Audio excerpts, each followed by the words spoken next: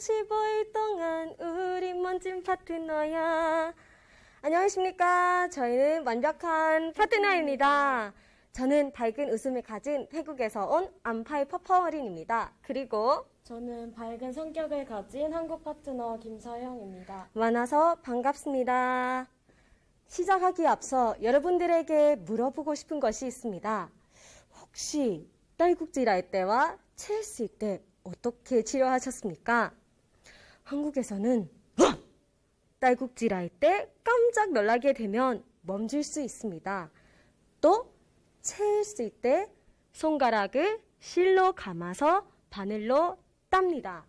이런 한국의 치료법들은 민간요법이라고 합니다. 여러분 혹시 민간요법이라는 말을 아시나요? 국립국어원 표준국어대서전에서는 민간요법을 민간에서 예로부터 전해 내려오는 치료법이라고 합니다. 할아버지, 할머니로부터 전해 내려오는 비법으로 병원에 가지 않고 자연적인 치료법이라고 말합니다. 오늘 여러분들께 제가 경험한 민간요법을 소개해 드리겠습니다. 어릴 때 저는 배가 자주 아팠습니다. 그래서 엄마에게 엄마, 배가 아파요 라고 말하면 조용히 다가와서 앉으셨습니다. 그리고 나서 어디 아파? 라고 물어본 후에 여기 아파요 하면 엄마가 따뜻한 손으로 제 배를 살살 쓰다듬어 주셨습니다. 그런 후에는 놀랍게도 아픈 배는 씻을 듯 싹 나았습니다. 아직까지도 그 따스한 어머니의 손길이 기억에 생생합니다. 여러분들도 이런 경험이 있으신가요? 엄마가 아이의 배를 쓰다듬어 주시는 그 손에 아이를 향한 그 따뜻함과 사랑이 담겨 있고 그것이 아픔을 치료해주는 치료제가 됩니다. 태국을 떠나 한국에서 생활하면서 자주 배가 아플 때가 있습니다. 그럴 때마다 엄마가 생각이 납니다. 엄마, 지금 내 배가 너무 아파요. 그러면 엄마 손을 대신하여 제 손으로 자기 배를 돌돌 쓰다듬어 줍니다.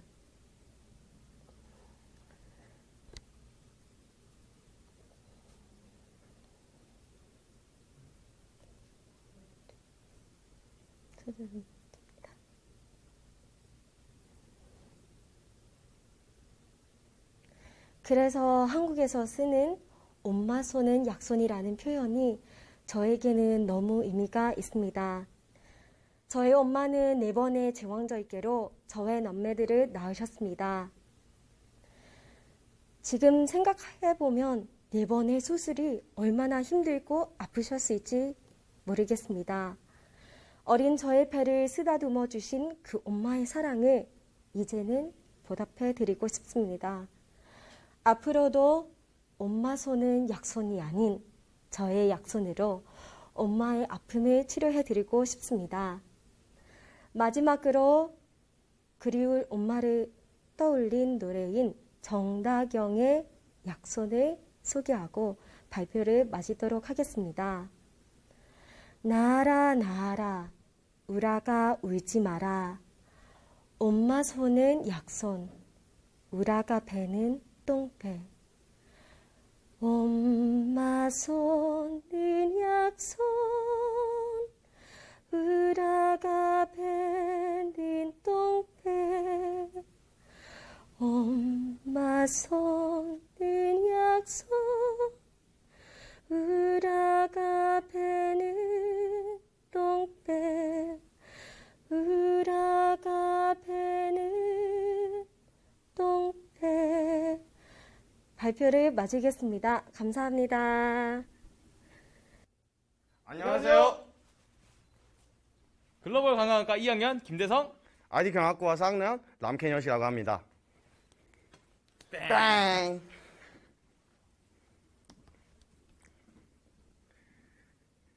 이제 발표를 시작하겠습니다. 여러분들, 대학생활 시간이 너무 빨리 지나가지 않아요? 정말 눈 깜짝한 사이에 저도 서울 말하는 졸업반으로 들어갔습니다. 현재 졸업을 앞두고 저의 유학생활을 다시 되돌아보게 되었습니다. 여기서 보이는 사진은 대학생활 사진들입니다. 혹시 여러분, 여기 중에서 아는 사람이 있나요? 아마 대부분 중간에 보이는 사진을 다 알 겁니다. 네! 바로 능력자들끼리 찍었던 사진입니다. 이처럼 정말 보람찬 시간을 많이 보냈습니다.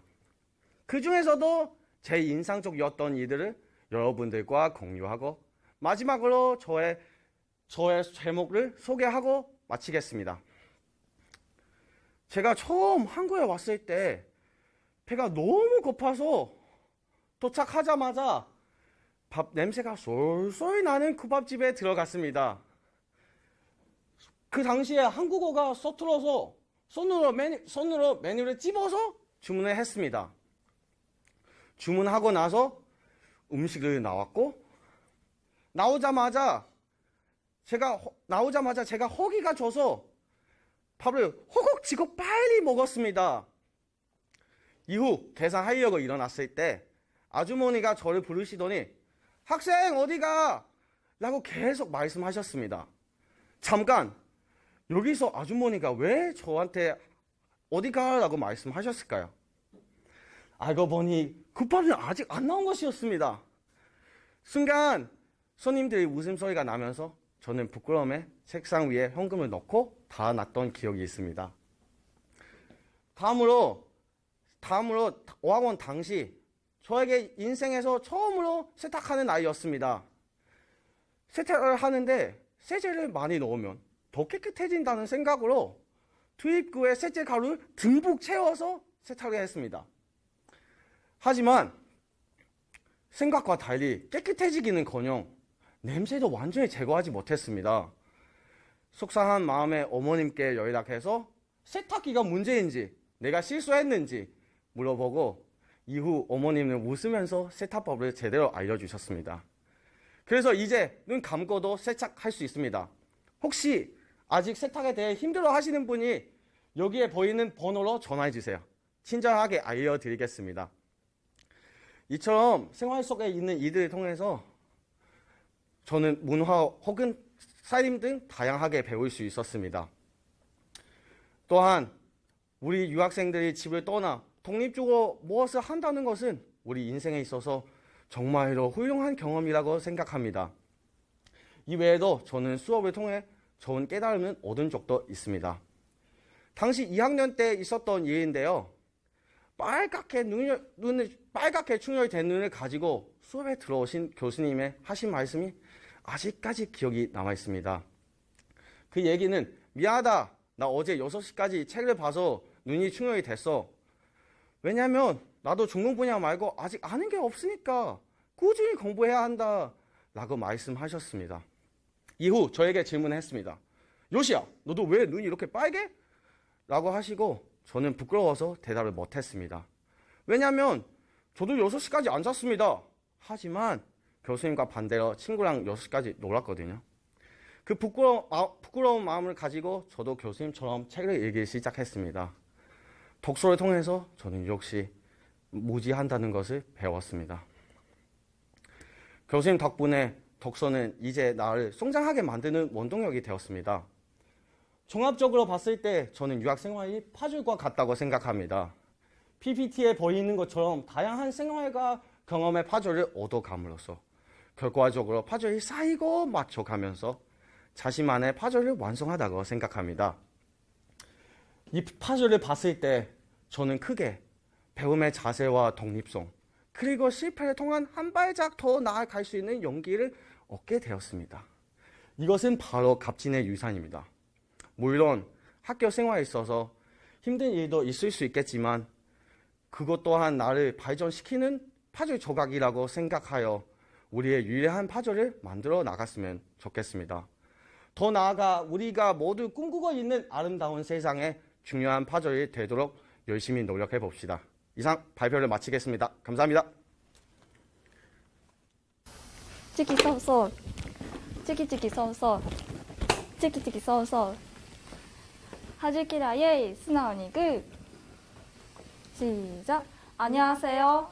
저는 글로벌 한글학과 히토미이고 저는 법경찰학과 김혜진입니다. 잘 부탁드립니다.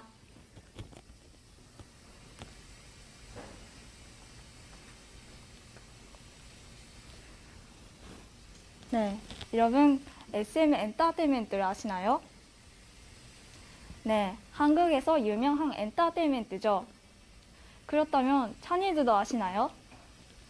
차니즈는 일본에서 유명한 엔터테인먼트입니다. 여러분 중에서는 아이돌에 관심이 많은 팬도 있고 그렇지 않은 팬도 있다고 생각합니다.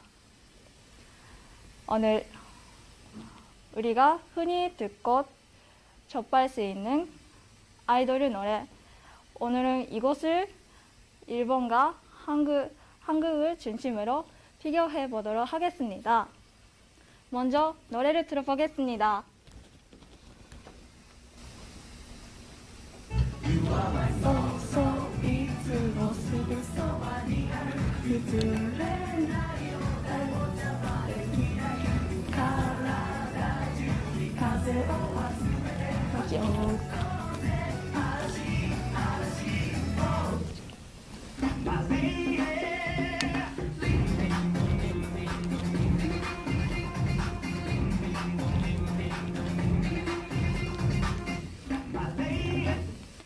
네, 방금 들은 노래는 샤이니와 아라시의 노래였습니다.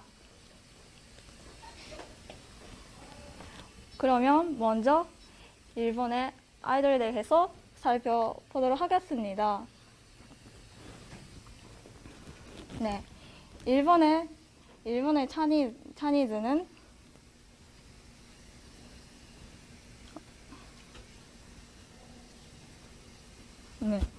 차니즈는 차니산라고 불리는 차니 키타가와가 만들었습니다. 그리고 회사 목표는 전 세계 사람들에게 엔터테인먼트를 통해 행복을 주는 것입니다. 차니즈의 특징은 첫째, 아이돌이 예능인, 미술, 아나운서, 스포츠 등 다양한 활동을 합니다. 둘째, 노래 주제가 다양합니다. 셋째, 아이돌이 성장해 나가는 모습을 보여주기 때문에 팬과 아이돌의 거리가 가깝습니다. 차니즈의 대표적인 가수 중에는 아라시가 있습니다. 아라시는 5명으로 활동하며 예능인, 뮤지컬, 아나운서, 미술과 등 다양한 활동을 하고 있습니다. 둘째, 아라시의 노래입니다. 時には泣いていいよ怖いとこ見せても大丈夫でもそこで腐るなその先の先 네, 이 가사는 아직 금을 잃을 수 있다는 뜻입니다. 네, 그럼 다음으로 한국의 SM 엔터테인먼트에 대해서 알아보도록 하겠습니다. 한국의 SM 엔터테인먼트는 이승만이 만들었습니다. 이 회사는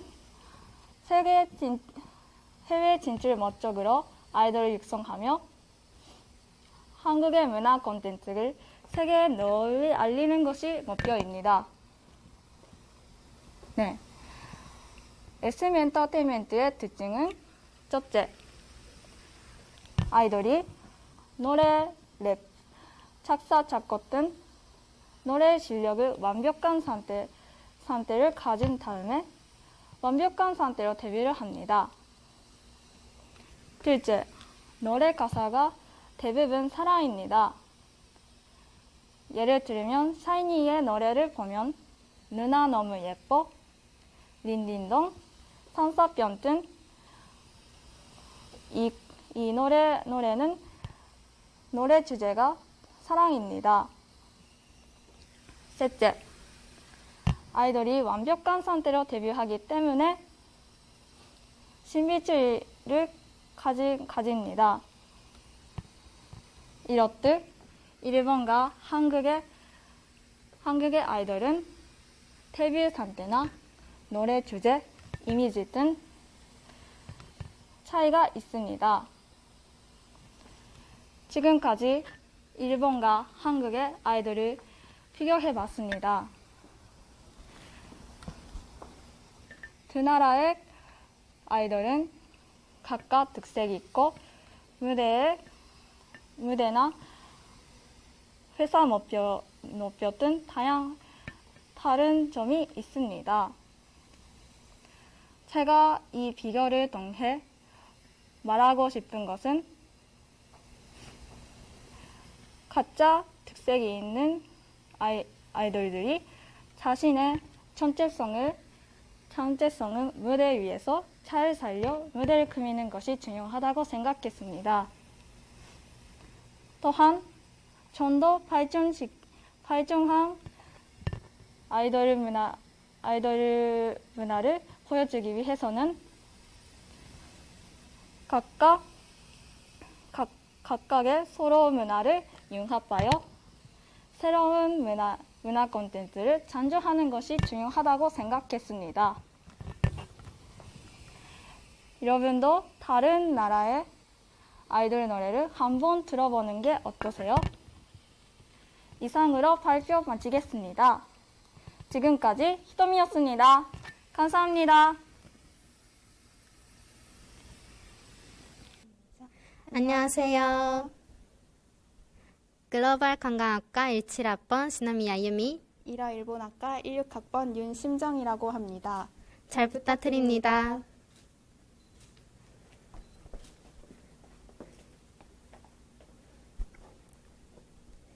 안녕하세요. 글로벌 관광학과 17학번 시나미야 유미입니다.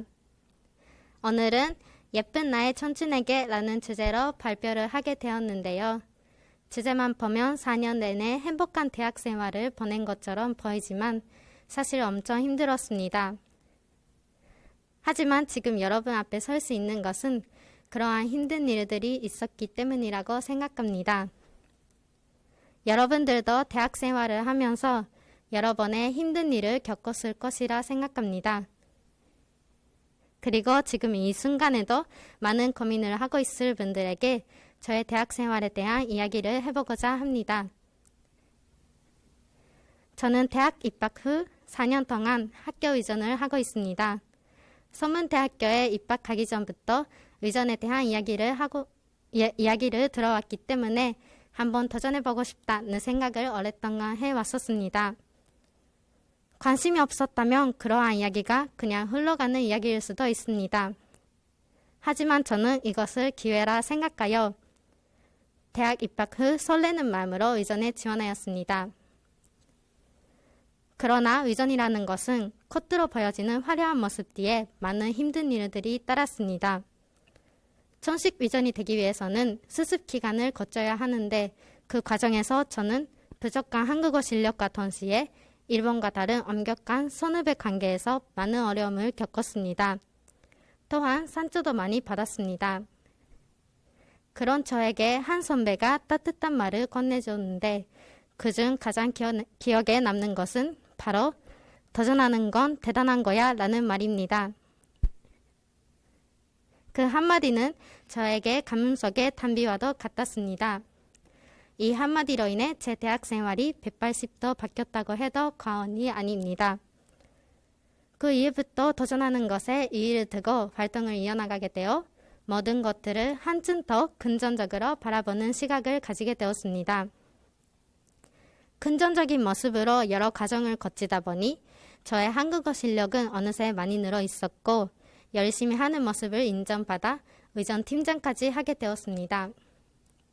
또한 예전보다 자신감도 생겨 다른 여러 가지 활동에 적극 참여할 수 있는 모습이 되었습니다.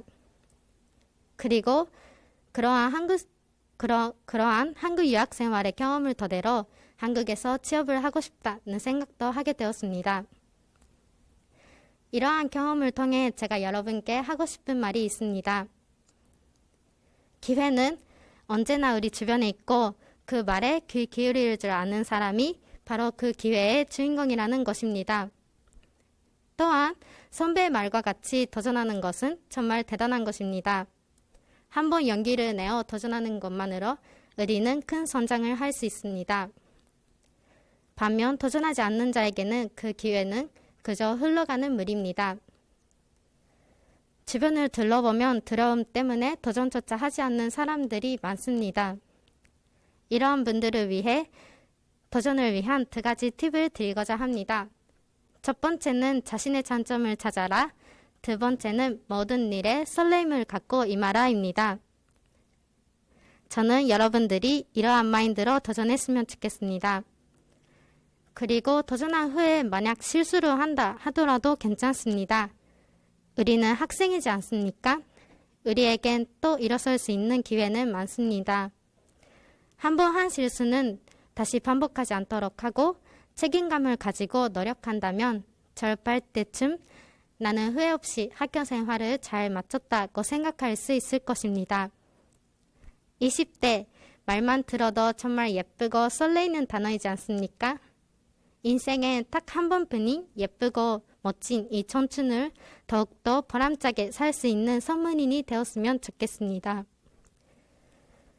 저는 이렇게 열심히 해준 나의 청춘에게 고마웠다고 말하고 싶습니다. 그리고 우리 선문대학교 청춘들을 위해 항상 응원하겠습니다. 화이팅! 지금까지 시노미야 유미의 발표를 들어주셔서 감사합니다. 안녕하세요. 저희는 외국인 유학생 말하기 대회에 참가하게 된 컴퓨터공학과 1호학번 원성수. 산담심리사회복지학과 아사카 아리나입니다. 네, 저희는 이제 제2의 고향 한국이라는 주제로 발표를 시작할 건데요. 열심히 준비한 만큼 재밌게 봐주시면 감사하겠습니다. 감사합니다.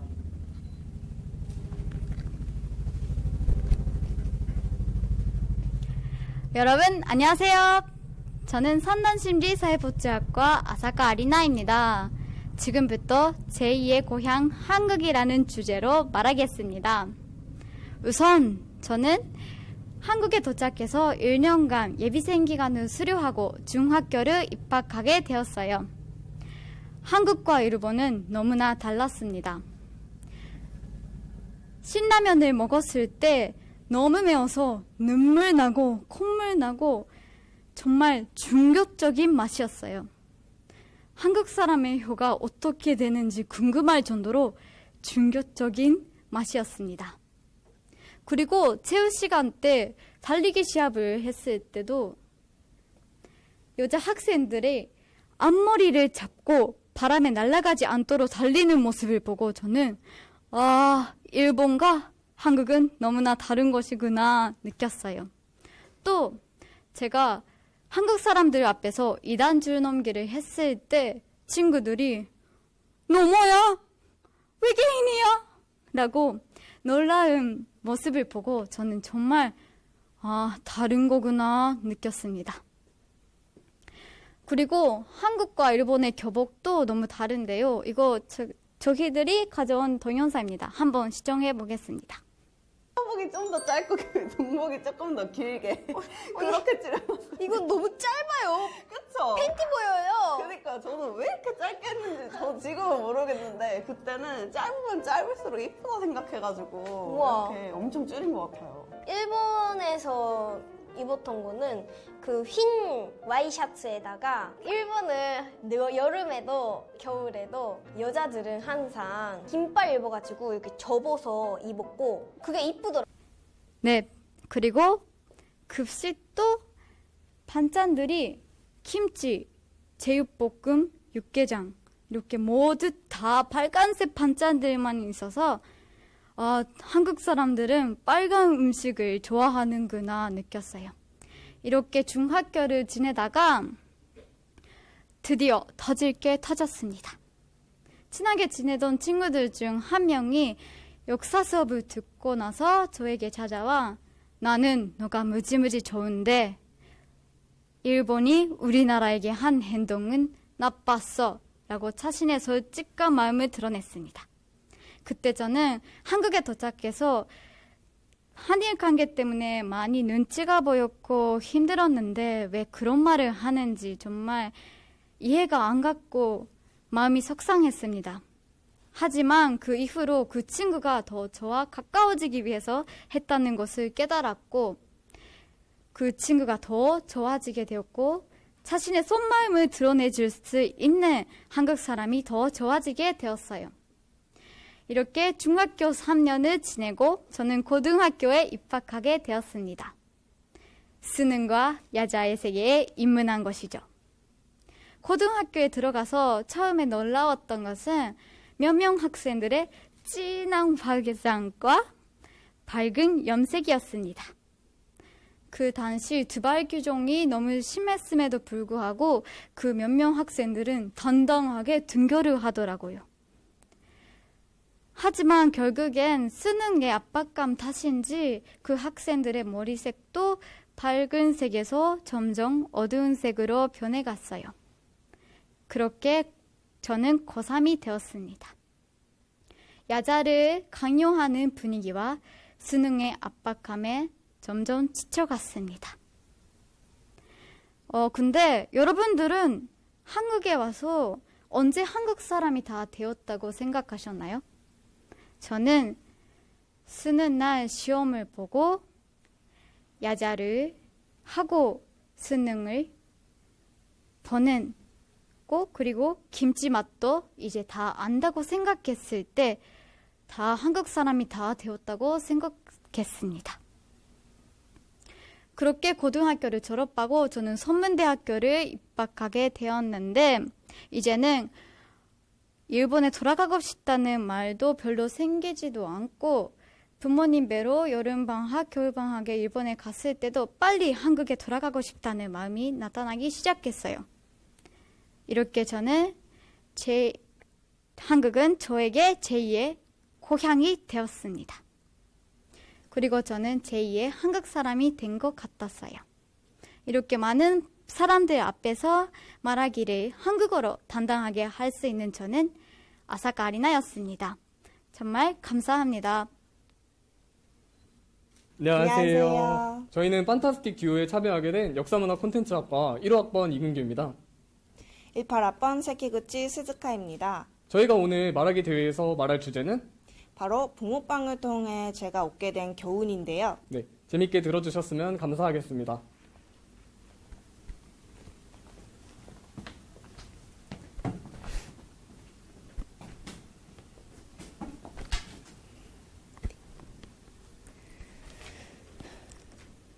안녕하세요. 저는 역사문화 콘텐츠학과 18학번 일본에서 온 세키구치 스즈카입니다.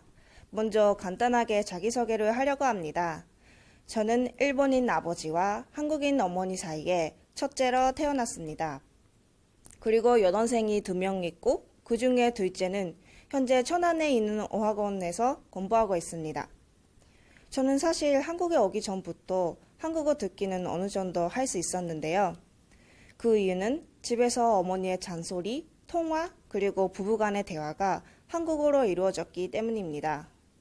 제가 한국에 오게 된 이유는 그 당시 명확한 꿈이 없었고 일본 대학에 등록금을 내는 것을 아깝다고 생각했기 때문입니다.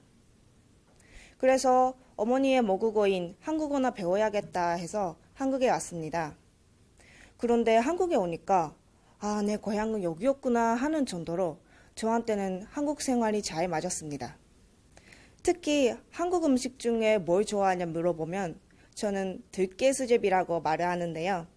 그걸 들은 사람들은 깜짝 놀라면서 와, 한국인이 다 됐네 라고 말해주기도 합니다. 오늘 저는 붕어빵이라는 주제로 이야기하고자 하는데요. 여러분은 붕어빵이라고 하면 어떤 생각이 드세요? 차가운 바람이 부는 겨울에 김이 나는 길거리 음식점 앞에서 얼음처럼 시린 손을 주머니 안에 꽉 깨서 집어넣고 친구랑 추워 하면서 붕어빵이 만들어지는 것을 기다린 적은 없습니까? 그 따끈따끈하고 먹으면 모찌모찌한 식감은 우리의 마음을 녹여줍니다. 저는 1,000원으로 5개나 들어간 붕어빵을 사서 친구랑 나눠 먹는 것을 좋아하는데요. 추워지면 항상 친구랑 사러 갔습니다. 이거는 제가 한국에 온 지 얼마 안 되었을 때쯤 이야기인데요. 그날도 평소대로 그 붕어빵을 사러 갔더니 붕어빵 집의 문이 닫고 있었습니다. 다른 날이나 다른 시간에도 가봤는데 계속 문이 닫고 있는 거예요. 그래서 저는 너무 아쉬워서 어머니한테 연락했습니다. 아, 엄마, 그 길거리에 있는 붕어빵집 계속 문이 닫고 있는데 왜 그럴까요? 그걸 들은 어머니는 왜냐니, 지금 여름이잖아. 붕어빵을 추울 때만 나는 거야 라고 하셨습니다. 저는 그제서야 붕어빵을 추울 때만 하는구나 라는 것을 알게 되었죠. 또 어머니는 말씀하셨습니다. 엄마도 붕어빵 먹고 싶다. 저는 그걸 듣고 일본에 오래 계셨기 때문에 한국 음식을 자주 못 드시는 어머니의 모습이 너무 안쓰러웠습니다. 고향을 떠나서 다른 나라에서 산다는 것이 이런 거구나 라는 것을 깨달았죠. 저는 대학생이 되면서 부모님의 고생을 알게 되었습니다. 특히 어머니는 외국인이라는 이유로 일본에서 일하실 때 차별당하거나 다른 사람의 실수인데도 불구하고 먼저 어머니가 범인으로 의심받은 적도 있다고 합니다. 친척도 없고 쉽게 고향에 돌아갈 수 없는 가운데 우리를 키우려고 많은 고생을 하고 있다는 것을 생각하면 어머니의 그 붕어빵이 먹고 싶다의 말은 제 가슴을 메워지게 했습니다. 어머니의 고향인 한국에서 많은 사람들의 사랑을 받고 하루하루를 살 수 있다는 것.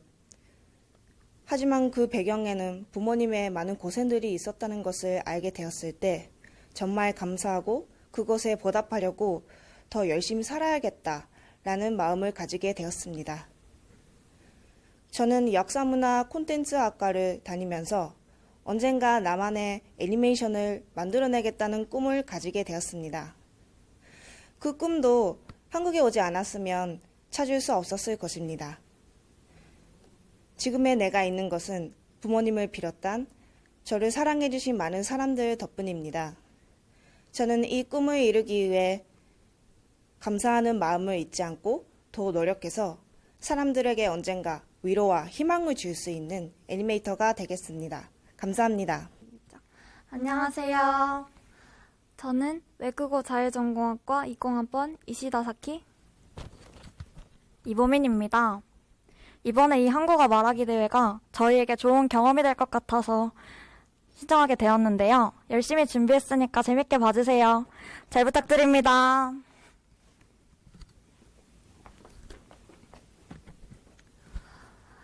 안녕하세요. 저는 외국어 자유전공학과 20학번 이시다 사키라고 합니다. 저는 오늘 한국에 살면서 좋은 점이라는 주제에 대해서 이야기하고자 합니다. 처음에 이 주제를 정할 때 많이 고민을 했었는데요. 제가 한국에서 실제로 생활하기 시작하면서 한국의 장점을 느낄 때가 많아서 이 주제를 선택하게 되었습니다. 한국에서 살게 된 이후부터 제 고향인 일본과 계속 비교를 하게 되었는데요. 물론 어느 나라에서 살든 장단점이 있기 마련이지만 한국은 특히 살기 편하고 세계적으로 봤을 때에도 장점이 많은 나라라고 느꼈습니다. 그러면 이제부터 제가 느꼈던 한국에서 살면서 좋았던 점에 대해서 이야기해 보도록 하겠습니다. 제가 느꼈던 첫 번째 장점은 한국은 KTX처럼 모든 게 빠르다는 것입니다. 아마 한국 사람들도 그렇게 느끼고 계실 것 같은데요. 한국은 먹고 싶은 음식이 있으면 빠른 시간 내에 집 앞까지 배달해주고 사고 싶은 옷이 있어도 빠른 기간 내에 집 앞까지 배달해줍니다. 그리고 한국은 인터넷 속도가 세계 최강으로 빨라서 저도 사용할 때마다 깜짝 놀라곤 합니다. 저는 이 한국의 빠른 문화가 너무 좋고 익숙해져 버려서 나중에 제 고향인 일본에 돌아가게 된다면 한동안 고구마 먹은 것처럼 속이 꽉 막힌 느낌이 들 것 같아요. 제가 느꼈던 두 번째 장점은 한국은 비교적 인간관계가 편하다는 것입니다. 저는 한국 친구도 있고 일본 친구도 있지만 솔직히 같은 친구라고 해도 뭔가 다른 느낌을 받을 때가 많았습니다. 한국 사람들은 천냥고추처럼 화끈하고 솔직하게 말하는 경향이기 때문에 저는 오히려 이 부분이 인간관계에 있어서는 더 좋다고 느꼈습니다. 솔직하게 말해야 서로 신뢰도 하고 속마음을 알 수 있기 때문이죠. 저는 그렇기 때문이죠.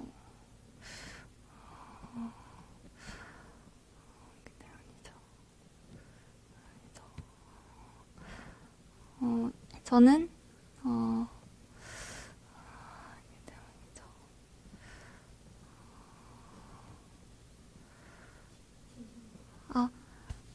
그래야 그리고 한국 사람들은 정이 많기 때문에 정말 나를 진심으로 대해주고 있고 핫팩처럼 따뜻한 마음도 느껴져서 더 좋았습니다. 제가 느꼈던 세 번째 장점은 한국은 정말 음식이 맛있다는 것입니다. 우리는 먹고 살아가야 하기 때문에 음식이 정말 중요한데요. 한국만큼 밥을 중요하게 생각하고 맛있게 만들어 먹는 나라도 없는 것 같아요. 저는 한식 중에서도 비빔밥과 찜닭을 특히 좋아합니다. 비빔밥과 찜닭을 생각하니 벌써 군침이 도네요. 이러한 한식을 보면 알 수 있듯이 한식은 맛도 너무 뛰어나지만 영양도 골고루 섭취할 수 있고 건강한 식습관도 유지할 수 있어서 더 좋은 것 같아요. 저도 일본 사람이긴 하지만 다른 나라에 가면 항상 한식이 그리워지는 것 같아요. 제 일본 친구 중에서도 한식을 너무 좋아해서 한국을 못 떠나고 있는 친구도 있었는데 저도 그 친구의 마음을 잘 알 것 같아요. 제가 느꼈던 네 번째 장점은 한국은 교통비가 정말 저렴하다는 것입니다. 일본은 택시를 타더라도 기본이 6,000원 이상이고 한국에서는 저렴한 버스비와 지하철비도 2배 이상이나 됩니다. 저는 그래서 그런지 더 교통비가 더 저렴하게 느껴졌습니다. 그리고 일본에 비해 한국은 교통비에 대한 부담이 적기 때문에 다양한 곳을 돌아다닐 수 있는데 이 점은 정말 큰 장점인 것 같아요. 이렇게 제가 한국에서 살면서 느꼈던 좋았던 점에 대해서 이야기해봤는데요. 이렇게 장점이 많은 나라 한국에서 제가 살고 있다는 사실이 너무나 감사하게 느껴졌고 또 한국에 있는 선문대에 다닐 수 있다는 사실이 더욱더 감사하게 느껴졌습니다. 그리고 주변 이야기를 들어보면 한국 사람들은 이러한 장점에 대해서 잘 못 느끼고 계시는 것 같은데 제 발표를 통해서 조금이나마 한국이 얼마나 살기 편한 나라인지 느끼셨으면 좋겠습니다. 끝까지 들어주셔서 감사합니다. 안녕하세요. 저는 영어학과 응엔치힌 지양. 저는 중국어학과 강현주입니다. 지금으로부터 발표를 시작하겠습니다.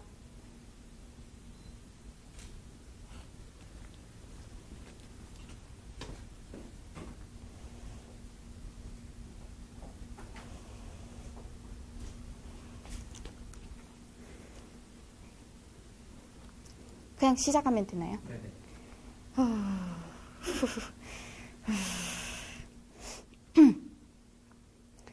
안녕하세요. 저는 베트남에서 온 미엔치히엔 지앙이라고 합니다. 오늘은 한국에 와서 놀랐던 점에 대해서 소개해 드리겠습니다. 첫 번째로는 많은 반찬의 종류입니다. 외국인들에게 한국의 독특한 문화가 무엇인지 물어보면 음식 문화라고 대답하는 사람들이 많을 것 같습니다. 저는 음식 문화는 한국의 보물이라고 생각이 듭니다. 특히 한국의 반찬 문화는 아주 독특하다고 생각합니다. 푸짐한 반찬 인심은 확실히 저와 같은 외국인들에게 놀라운 모습으로 보일 수 있습니다. 바로 끊임없이 반찬이 나오는 것이기 때문이죠.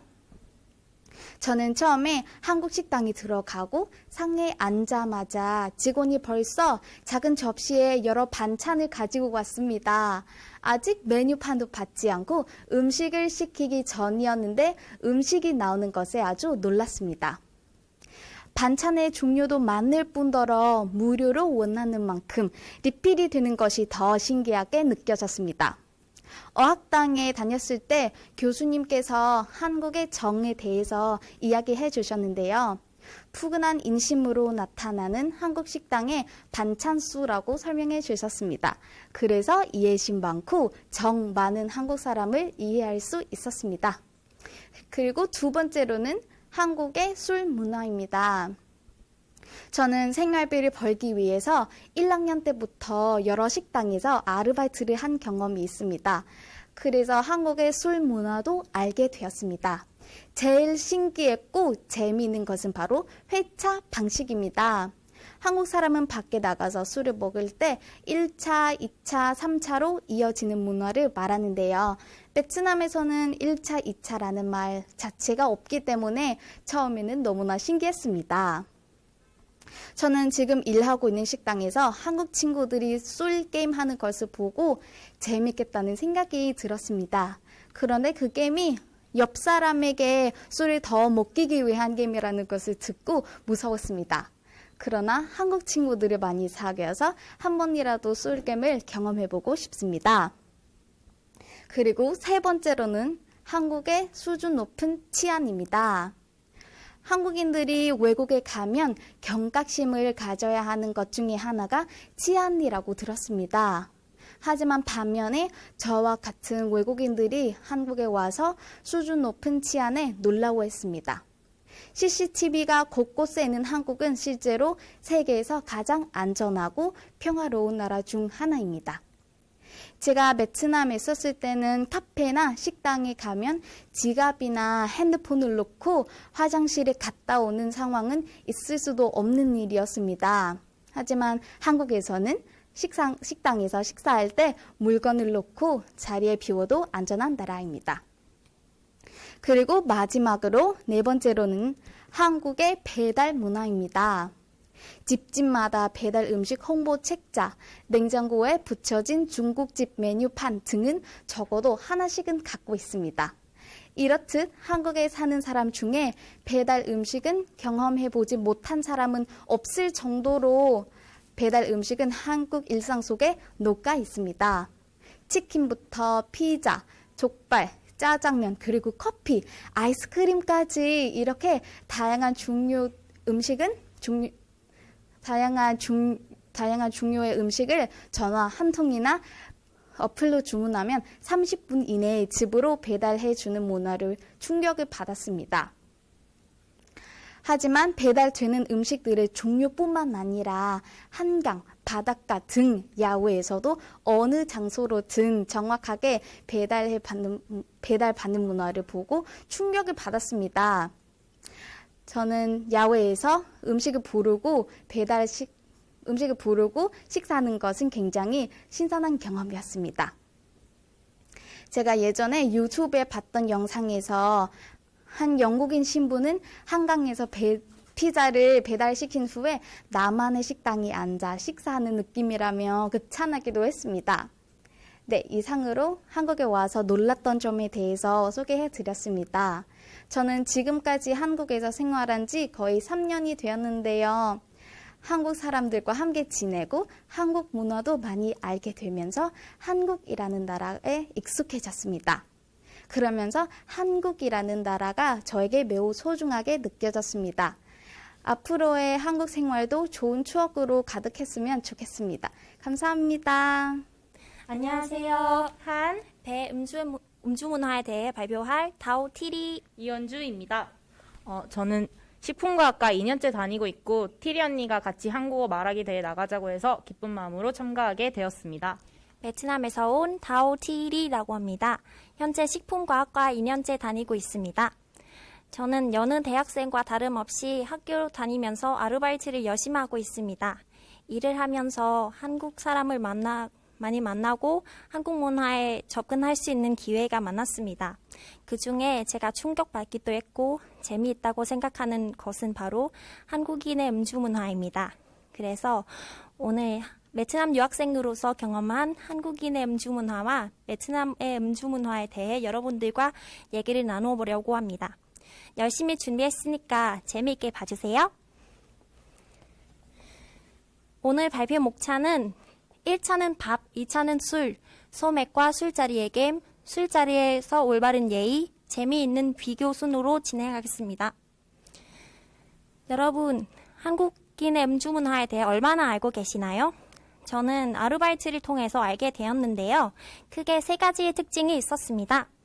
첫째, 한국 사람들은 술자리를 한번 가지게 되면 한 장소에서 끝내지 않는 편입니다. 장소를 바꿔가면서 술자리를 이어가는 특징이 있습니다. 제가 알바한 곳은 주로 1차는 아니었고 2차나 3차, 4차, 심지어 5차까지 해당되었습니다. 직장인들이 1차로 밥을 먼저 먹고 저의 가게로 와서 술을 마셨습니다. 술을 마시기 전에 밥을 먼저 먹어야 속이 편하다고 합니다. 베트남에서는 장소를 바꿔가면서 술을 마시지 않고 한 장소에서 술을 즐깁니다. 둘째, 제가 한국에 와서 가장 신기하다고 생각하는 부분인 소맥과 술자리에서 게임하는 것입니다. 베트남에서는 술이라고 하면 소주만 해당되고 맥주는 따로 비어라고 부릅니다. 술을 마실 때 소주로 시작하면 끝까지 소주로 가고 맥주로 시작하면 끝까지 맥주로 가는 특징이 있습니다. 그래서 한국에 와서 식당에서 아르바이트를 할 때 한국 사람이 동시에 소주와 맥주를 시키는 것만으로도 신기했는데 한국 사람이 소주와 맥주를 섞어서 마시는 것을 보고 제가 정말 말을 못할 정도로 놀랐습니다. 그리고 술자리에서 게임하는 것이 특이했습니다. 대학생끼리 술을 마시면 게임을 하는 것을 볼 수 있었습니다. 많은 게임들이 있지만 제가 오늘 2가지의 예시를 가져왔습니다. 혹시 여러분도 알고 계시나요? 딸기가 좋아, 딸기가 좋아. 그리고 오렌지, 오렌지, 오렌지, 오렌지, 오 등이 있었습니다. 베트남에서는 술을 마실 때 게임을 하지 않고 주로 농담을 하거나 서로 얘기를 주고받습니다.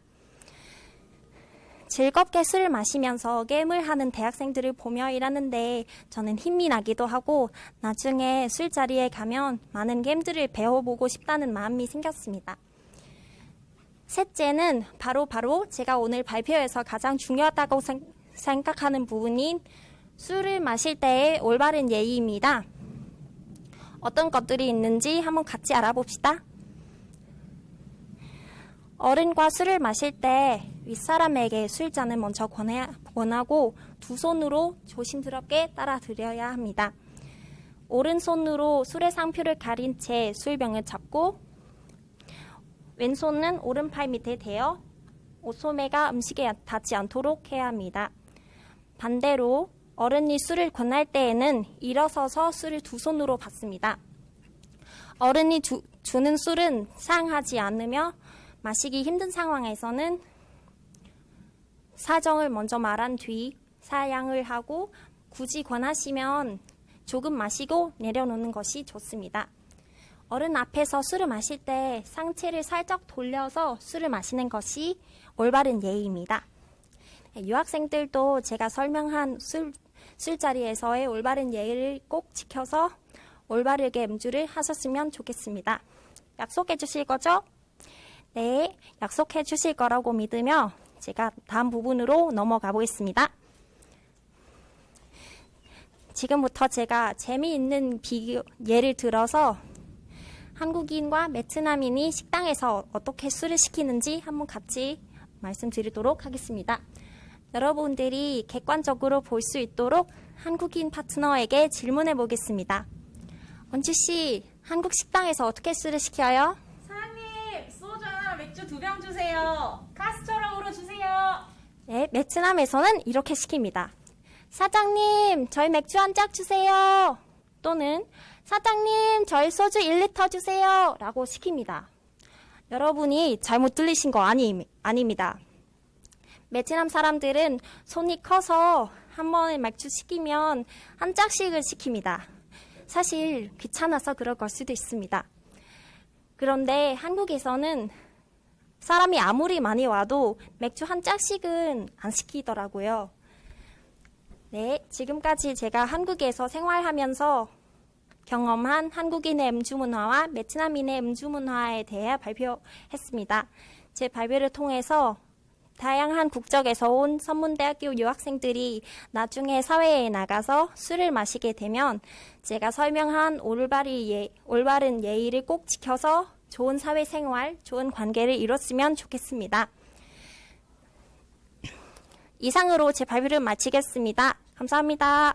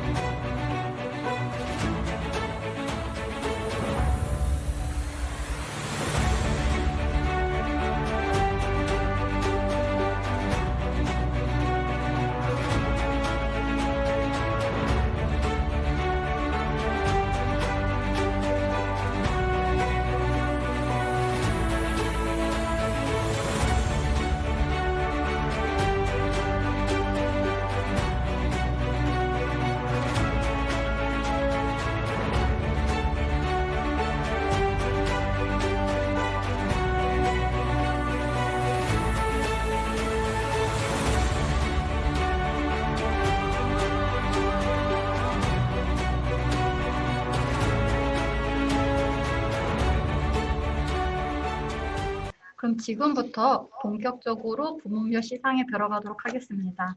시상 부분은 대상 한 팀, 금상 2팀, 장려상 2팀입니다. 그럼 먼저 장려상부터 발표하도록 하겠습니다. 장려상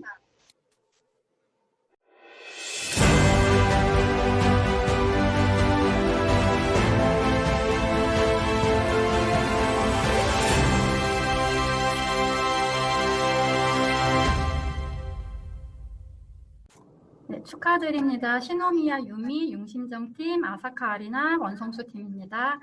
축하드립니다. 바로 이어서 시상 진행하도록 하겠습니다. 장려상 국제레저관광학과 시노미야 유미. 이 학생은 선문마을 공동체 이니티움 안시센터에서 주최한 제6회 외국인 유학생 한국어 말하기 대회에서 이와 같이 입상하였기에 본상장을 수여합니다. 2020년 11월 18일 선문대학교 총장 황선조 대신 읽어드렸습니다. 장려상 외국어 자율전공학부 윤심정. 내용은 이와 같습니다. 2020년 11월 18일 선문대학교 총장 황선조. 네, 이어서 다음 장려상을 시상하도록 하겠습니다. 장려상 상담심리사회복지학과 아사카 아리나. 이 학생은 선문마을 공동체 이니티움 안시센터에서 주최한 제6회 외국인 유학생 한국어 말하기 대회에서 위와 같이 입상하였기에 본상장을 수여합니다. 2020년 11월 18일 선문대학교 총장 황선조 대신 읽어드렸습니다. 장려상 컴퓨터공학과 원성수. 내용은 이와 같습니다. 2020년 11월 18일 선문대학교 총장 황선조 대신 읽어드렸습니다. 축하드립니다. 네, 박수로 격려 부탁드리겠습니다. 네, 축하드립니다. 네, 이어서 금상 발표 진행하도록 하겠습니다. 금상 발표하겠습니다.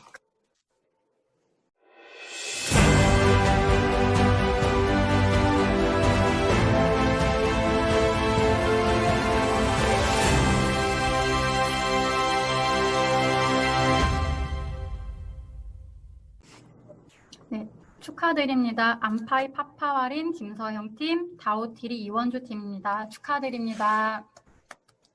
네, 이어서 바로 시상 진행하도록 하겠습니다. 금상 신학순결학과 안파이 파파와린 이 학생은 선문마을 공동체 이니티움 RC센터에서 주최한 제6회 외국인 유학생 한국어 말하기 대회에서 이와 같이 입상하였기에 본 상장을 수여합니다. 2020년 11월 18일 선문대학교 총장 황선조 대신 읽어드렸습니다. 금상 신학순결학과 김서형 내용은 이와 같습니다. 2020년 11월 18일 선문대학교 총장 황선조 대신 읽어드렸습니다. 네, 이어서 금상팀 시상 진행하겠습니다. 금상 식품과학과 다오티리 위 학생은 선문마을 공동체 이니티움 RC센터에서 주최한 제6회 외국인 유학생 한국어 말하기 대회에서 이와 같이 입상하였기에 본 상장을 수여합니다. 2020년 11월 18일 선문대학교 총장 황선조 대신 읽어드렸습니다.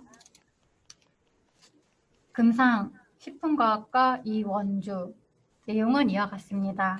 2020년 11월 18일 선문대학교 총장 황선조 대신 읽어드렸습니다. 네, 수상하신 분들 모두 축하드립니다. 다음은 대망의 대상입니다. 네, 대상 발표하도록 하겠습니다.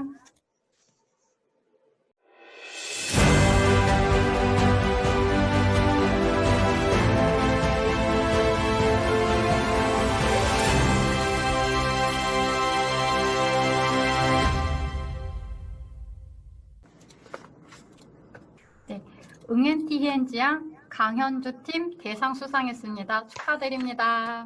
감사합니다. 네, 시상 역시 이어서 바로 진행하도록 하겠습니다.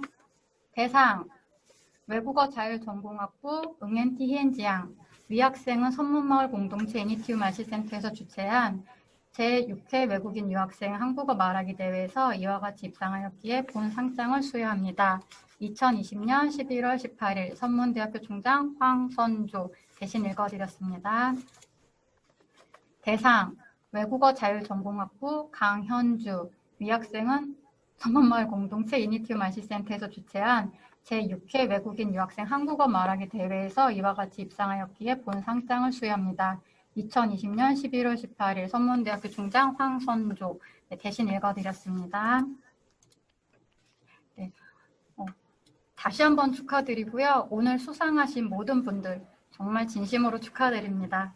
네, 참여자 대표로 수상한 대상 수상자 응엔티히엔지양의 소감을 한번 들어보도록 하겠습니다. 네, 안녕하세요. 저는 영어학과 2학년 베트남 유학생 응엔티히엔지양이라고 합니다. 제가 이렇게 대상을 받게 되어 정말 기쁘고 영광스럽습니다. 얘기지 못한 상황으로 인해 모두 만나지도 못하고 이렇게 줌으로 진행해야 하지만 이번 판타스틱 듀오는 제 대학 생활에 잊지 못할 추억이 되었습니다. 그리고 제 파트너 현주와 함께 같이 대회를 준비하면서 좋은 시간을 보냈습니다. 이번 대회 덕분에 한국어 능력도 많이 높이고 좋은 한국인 친구도 사귈 수 있어서 정말 좋았고 감사하다는 말씀을 드리고 싶습니다. 네, 모두 고생하셨습니다. 몸 건강히 잘 지내시고 앞으로도 판타스틱 듀오를 응원하겠습니다. 감사합니다. 감사합니다. 네, 소감 감사합니다. 수상을 하신 모든 분들 다시 한번 축하드리고요. 오늘 수상은 아쉽게 못했지만 정말 열심히 준비하고 참여했던 다른 참가자분들께도 격려의 큰 박수 부탁드리겠습니다.